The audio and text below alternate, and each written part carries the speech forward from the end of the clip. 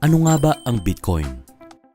Ang Bitcoin ay ang kauna-unahang decentralized digital currency na kung saan pwede mong magamit ito kahit nasaan ka man sa mundo. It offers peer-to-peer fund transfer sa kahit kanino basta sila ay may Bitcoin wallet. Ito ay isang virtual currency na kung saan may katumbas itong halaga sa tunay na pera gaya ng dollar, euro, yen, peso at iba pang existing currencies. Ang Bitcoin ay sinimulan taong 2009 ng isang tinatawag na Satoshi Nakamoto. Ang presyo ng Bitcoin taong 2010 ay pumapatak lamang ng 7 cents US dollars o 3.34 pesos lamang kada isang Bitcoin.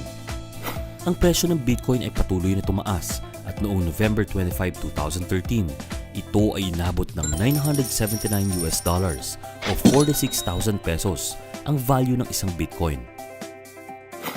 Ang bilang lamang ng Bitcoin na maaaring i-mine ay hanggang 21 million Bitcoins lamang. Sa kasalukuyan, 15 millions na ang namina simula 2009 at 6 million Bitcoins na lamang ang natitira. Ang presyo ng Bitcoin ay patuloy na tataas simply because of economics, the law of supply and demand. Kung ang supply ay hanggang 21 million Bitcoins lamang at ang natitirang 6 million Bitcoins na lang ang pwedeng i-mine, mataas ang demand at ang value ng Bitcoin ay patuloy na tataas. Marami ng mga kilalang tao ang naniniwala sa kakayahan ni Bitcoin bilang digital mode of payment of the future. Well, Bitcoin is exciting because it shows how cheap it can be. Bitcoin is better than currency in that big industry around Bitcoin, and people have made fortunes out of Bitcoin. Technical answer on Bitcoins is that Bitcoins is a remarkable cryptographic achievement. It is a huge deal. It's a huge, huge, huge deal. Marami na ring mga sikat at kilalang mga kumpanya ang naniniwala kay Bitcoin, gaya na lamang ng Visa, Nasdaq, Citi Ventures, Mitsubishi Financial Groups, New York Stock Exchange at marami pang iba. Sa Pilipinas, mayroon na ring mga websites at companies kung saan maaari kang bumili at magbenta ng Bitcoins. Nandiyan ang buybitcoin.ph, btcexchange.ph at mayroon na ding first Bitcoin ATM machine na matatagpuan sa Sunny Tower Hotel, Manila Lobby, Durban Street, Makati Avenue, Makati, Philippines. Isa ang coins.ph sa mga website kung saan pwede kang bumili at magbenta ng Bitcoins. At ang isang magandang feature nito ay mayroon itong mobile application na pwede mong magamit para makapagbayad ka ng iyong mga bills online, conveniently and hassle-free. Ngayong nakita na natin ang kagandahan at importance ng Bitcoin, paano naman tayo magkakaroon ng Bitcoins at ano ang mga pwedeng paraan para makaipon nito? Una ay through Bitcoin mining. Para makapag-mine ka ng Bitcoins, kailangan mong bumili ng mga supercomputers para magamit mo sa pag-mine ng mga Bitcoins. Gagastos ka ng halos millions of dollar na halaga para lang makapag-mine. Kasama na ang gastos sa kuryente dahil ito ay nangangailangan ng major firepower at mabilis na internet connection para ma-increase ang speed at transactions ng iyong supercomputers. Hindi ito advisable sa Pilipinas dahil alam naman natin na mataas ang rate ng electricity dito. At the same time, hindi ganun kabilis ang internet service natin. Pangalawa ay through Bitcoin online faucets. Dahil mataas ang presyo ng mga mining supercomputers, madami nang naglabasan sa internet ng mga online faucets kung saan pwede ka magkaroon ng Bitcoins for free by simply doing tasks like playing games, filing up of forms, reading books at marami pang iba. This will take almost all of your time kapalit lamang ng kakaunting Bitcoins. Pangatlo ay through Bitcoin education. May mga platforms na kung saan maaari ka magkaroon ng Bitcoins by simply learning and sharing what Bitcoin is. At ang pang-apat is through crowdfunding. Dito, makakatulong ka na, pwede ka pang magkaroon ng Bitcoins by simply donating sa mga projects and ventures by raising monetary contributions from a large number of people hosted of course ng mga trusted na mga companies at tao. Introducing BTC Panda. BTC Panda is an equity-based crowdfunding which allow contributors or helpers receive financial return or profit on their financial aid. Helpers easily can earn from their capital by giving other members financial aid. Ang mission ni BTC Panda is building up our individual Bitcoin portfolio by hitting 1,000 Bitcoins. And the vision is helping people to understand the value of having Bitcoin literacy by hitting our first 1,000 Bitcoins and more of each. BTC Panda is a give and take platform. Ang una mong kailangan gawin ay mag-provide help sa community. For as low as 0.1 Bitcoin or $37, maaari ka na makatulong by simply donating. And as soon as nakapag-donate ka na, your Bitcoin donation will now start getting rewards of 1% daily, minimum of 15 days, and maximum of 19 days. Ikaw ay tatawaging helper. Ngayong nakapag-provide help ka na sa community, kailangan mo lamang bumilang ng 15 days para ikaw ay maging eligible to get help. This time, yung mga ibang tao sa community naman ang magpro-provide help or magdo-donate sa'yo.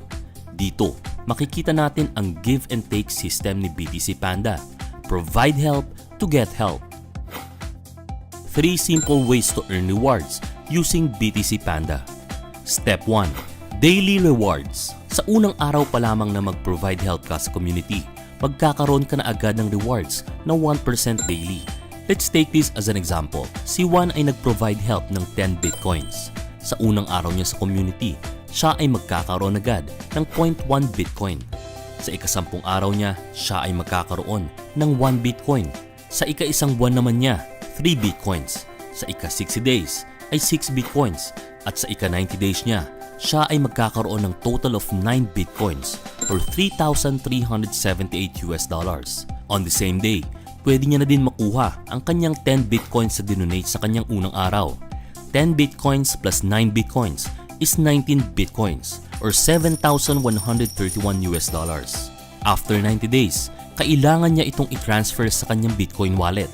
Kapag hindi ito na i-transfer after 90 days, ito ay hindi nabibigyan ng 1% daily rewards. Isang proof lamang na walang sino man ang pwedeng mag-manipulate sa system ni BTC Panda. Step number 2. Sponsors bonus. Ito ay rewards na binibigay ni BTC Panda kapag ikaw ay nakapag-refer o nakapag-invite ng ibang tao na gusto ding mag-provide help. Let's take this as an example once again. Si Juan ay nakapag-share sa 5 kaibigan niya at nag-provide help din sila. Bibigyan siya ni BTC Panda ng 5% sa total provided help Bitcoins ng kanyang 5 kaibigan.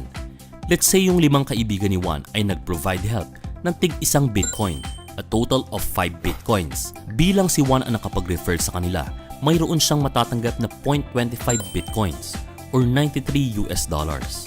Padami ng padami ang mai-refer mo, pataas din ng pataas ang ibibigay sa iyong Bitcoin reward ni BTC Panda.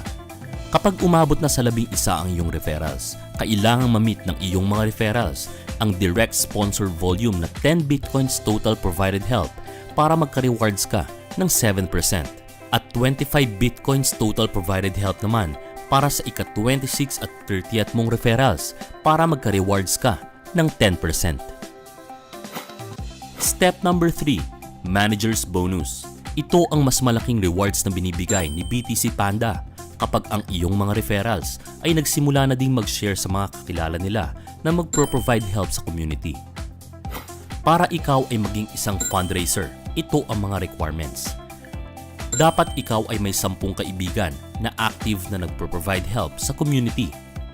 Kailangan mong mag-provide help ng at least 1 Bitcoin sa community. Kailangan din na ang iyong 10 referrals ay makapag-provide help ng total of 10 Bitcoins. Kailangan mong mag-undergo ng verification by uploading your valid ID sa iyong back office. And lastly, kailangan mong mag-upload ng iyong video testimony.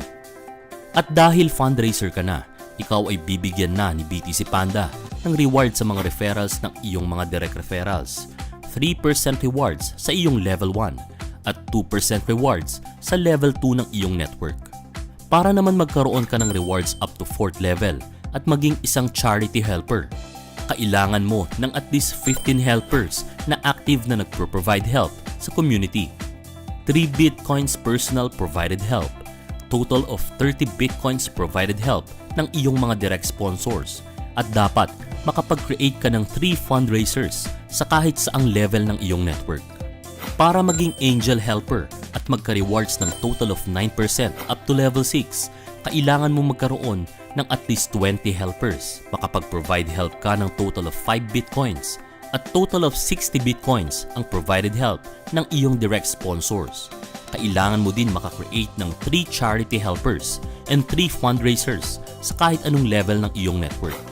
At para naman maging venture helper, at least 25 helpers na active na nagpo-provide help sa community, 10 bitcoins personal provided help, total of 75 bitcoins provided help ng iyong direct sponsors.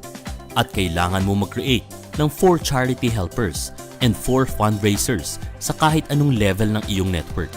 Bibigyan ka ni BTC Panda ng rewards up to 10.5% mula level 1 hanggang level 9 ng iyong network.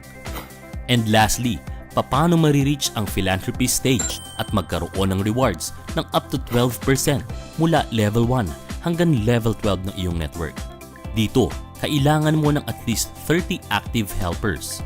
Kailangan din na ang iyong personal provided help ay 15 bitcoins at ang total accumulated provided help ng iyong direct sponsors ay 90 bitcoins. Kailangan mo ring makapag-create ng 5 charity helpers at 5 fundraisers in different lines ng iyong network. Kapag na-hit mo na ang philanthropist, mas mapapabilis ang race to 1,000 bitcoins. 3 very simple ways para masimulan mo ang iyong Bitcoin portfolio at magkaroon ng financial freedom. It's time for Plan B. It's time for Bitcoin literacy. Thank you for taking time to watch this video presentation. If you have other concerns and clarifications, please do contact the person who shared you this video.